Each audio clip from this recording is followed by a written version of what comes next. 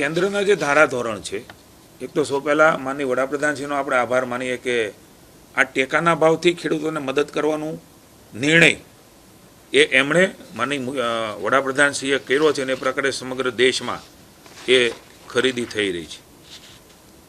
ગયા વર્ષ કરતાં મગફળીના ટેકાના ભાવમાં 480 રૂપિયા પ્રતિ ક્વિન્ટલ એ ભારત સરકારે વધારો કર્યો છે.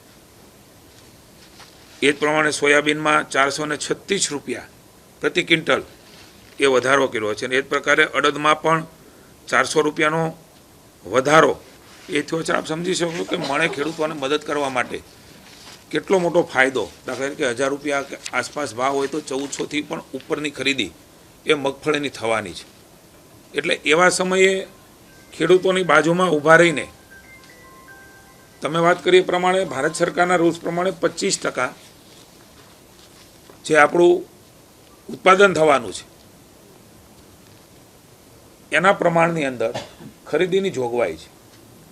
પણ એથી પણ વધારે માનનીય મુખ્યમંત્રીએ સંવેદનાથી જે પ્રકારના આપણે પરિપત્ર બધો થયો છે અને આપણા ધ્યાનમાં પણ છે અને થશે પણ ખરો, એનાથી પણ વધારે ખરીદી થાય એટલા માટે 125 રૂપિયા, કારણ કે જે પ્રકારે ઉત્પાદન થયું છે એટલે વધારે જથ્થો પણ સપ્રમાણમાં ખરીદી શકાય એમના માટે રાજ્ય અને કેન્દ્રની સરકાર એ આ ખરીદી કરવાની છે.